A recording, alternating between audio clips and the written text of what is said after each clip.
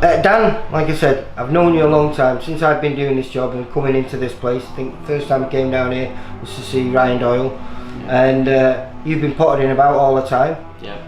Boxed here as an amateur, won titles here as an amateur. Never really left this place, have you?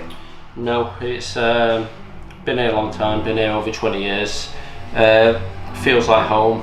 Feel at home when I'm here, and no plans on leaving this place. I think when they knock this place down, if I'm still about, they'll probably have to drag me out of the building, to be honest. I always say this place evokes great memories for me, because as an amateur myself, I used to absolutely cap myself when I had to fight someone from this place. Yeah. Because, you know, like you say, you know, it was the first place where the pros and the amateurs mixed together. Yeah. And there was, you know, it had a fearsome reputation, didn't it? It did. When I first come in, I think it was about 14, and it was quite an intimidating place back then. And I remember coming in, and it was a sort of place, if one of the trainers, I was trained by Ozzy Madditz and Fred John, if any of those guys told you to do something, you just did it. And I remember being thrown in sparring against fully grown men. So I had these men like 23, 24, I was like 14, you couldn't say no. And I remember at the time thinking I was hard done by having to spar men, but it was kind of like I was thrown in the deep end, and it's the best thing for me personally. And it always has been like a very kind of, well, not always has been. When I first came, it was quite an intimidating sort of atmosphere and that, but I thrived on that. Yeah. There was good competition here, and I thrived on it. Yeah, no, it has. It's all like I say, it's always been known for quality, and the fighters that it produced back in the 90s and the early noughties were phenomenal. I think, what was it, something like in the space of 6 years, about 8 British champions, There's a lot, and world champions, and guys who challenged for world titles, and European champions. It's freakish. Do you know what, Lee, as well, there's a lot of, like, everyone knows about Morris, Enzi, Carl, Frank Grant, Paul Burke, everyone knows about them guys, but and obviously Enzi, but there's a lot of guys that people wouldn't associate with this gym, like Michael Brody, Michael Jones, I think Bobby Vans was here, Paul Silky Jones was here. There's a lot of fighters we had here that people kind of don't really associate to the gym. But with this gym, what I think's the best thing about this gym for me is not the guys that have won the titles, it's not the professionals, it's who it's helped in the local kind of community. Yeah. And even further afield. You look at our amateur class at night, the amount of people we get, sometimes we get like 30, 35 people in. Most of them will never fight, but this place is such kind of a positive influence on people's lives, and it does so much good. And even the people that come in, they come in to lose a bit of weight, or they come in and it helps them turn their life around. That for me is the real achievement of this place. And that's why I love coming in the evening times. I obviously train the guys in the daytime, but love coming in the evening times. Spend a lot of time with Morris here, spend hours. I mean, me and Morris have been here before till 11 o'clock at night talking about boxing. But love the place, love the vibe, and I've been around a few gyms, and I've never kind of seen or never felt the atmosphere. Why did you never go pro? It's one of those, I don't know, it's a very difficult question. I've been asked it quite a lot. Do you regret it? Try not to live with regrets and try and be quite philosophical about it. I'm content with where I am. I've got 2 beautiful daughters, I've got a beautiful son. Maybe if I turned professional, that wouldn't have happened for me. Do I regret it? Sometimes when I'm at the shows, you miss it. I mean, you yourself, Lee, you're an ex-fighter. You miss being in the ring, and you'll always miss being in the ring, but got to try and let it go. I never went pro. I had the intentions to do it. Yeah. But I'm not quite the same as you. I'm quite lazy. And I found out how hard it was, and perhaps maybe that's what put me off, and I never actually made that, transition.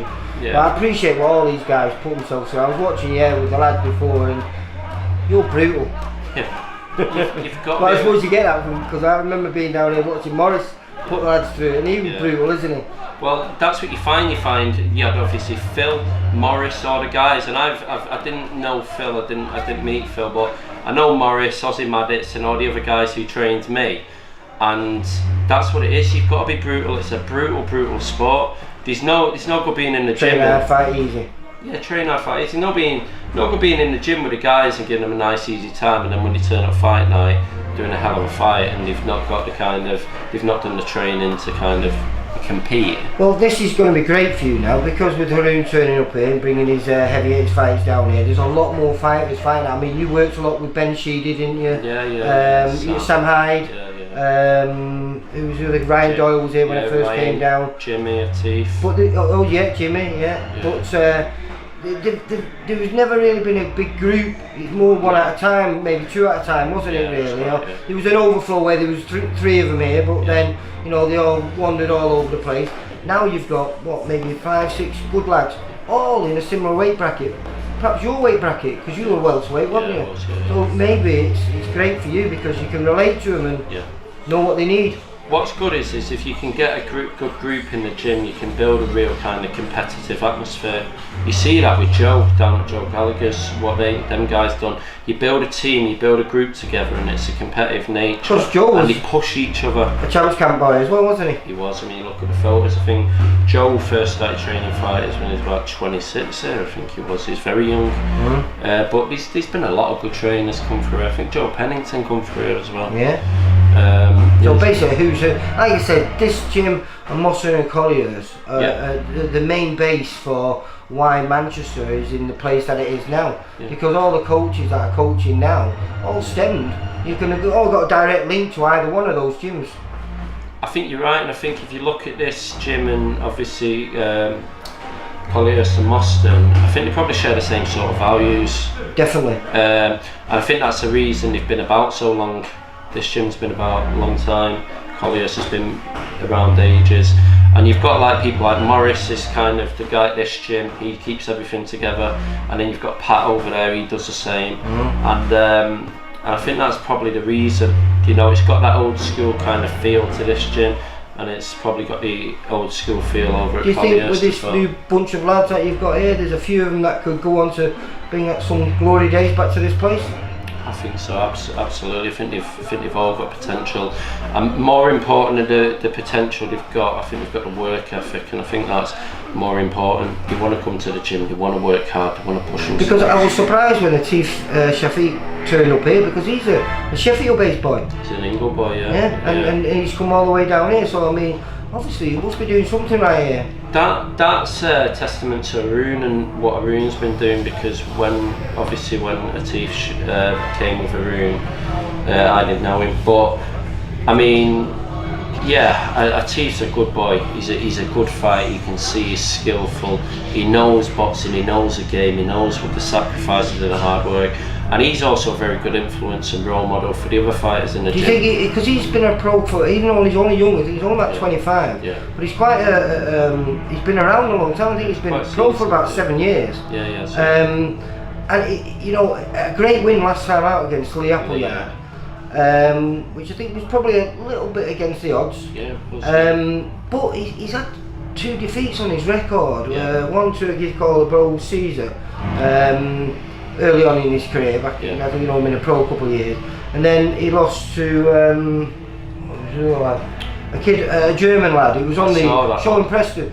Both a little bit out of the blue. And now, do you think he's learned from them and he's boxing? I mean, you know yourself. You switch off for 1 second, it can be fatal.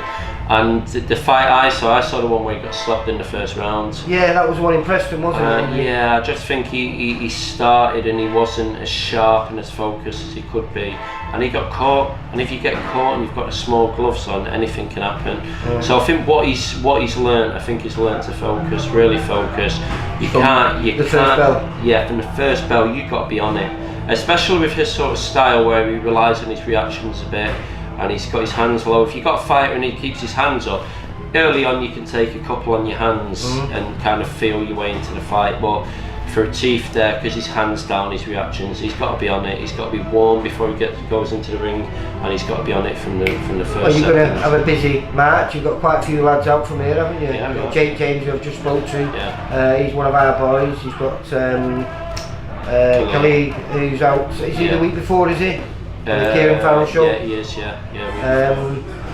you've got John Telford out on the 9th as well. So how's that going to happen? Because you've got 2 fighters, are you going to try and split the time so you can travel from one to the other, or are you going to split yourselves? That'll be a conversation. Obviously, me and Arun will sit down. We'll have sort of a conversation about that and see logistics. Because it's a big fight for John. That he's having a little bit of a step up there against Alistair Warren, who we know can be a right banana peel for anyone. I remember Ben fought Alistair. It is great fight with that was, wasn't it? It's a top fight. Stopped him in the last round, didn't he? I think John's at the stage now where I think since he's been with Arun, he's been rebuilding a bit. I think he's ready for that step up.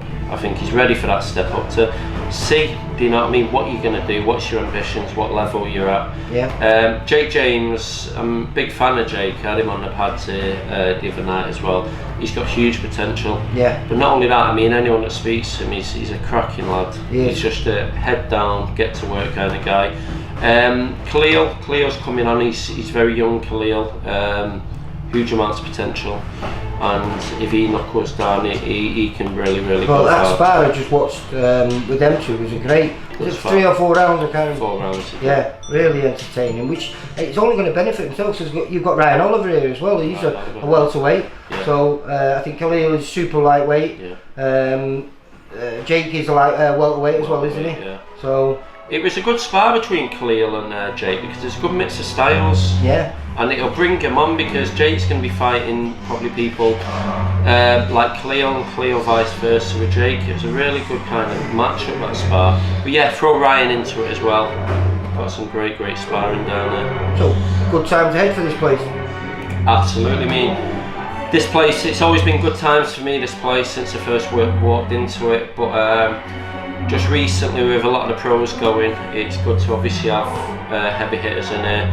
And it's good to have some. But like you say, you've been through all the highs and lows of this place over the last 25 years. So. But listen, this place, whether it's got champions or whether it's not, it's a good, happy, positive place for me. I love being here. And yeah, but now it's good to have some pros here. Hopefully, going to go and win some titles. Alright, so here's the next 25 years then, eh, mate? Yep, and you will be probably about. I won't be here, that's it. Yeah, me neither. But listen, it's always a pleasure, Dan. So good luck with this place and good luck with all the fighters, mate. Yeah, thanks, Lee. Take care, mate. Bye bye.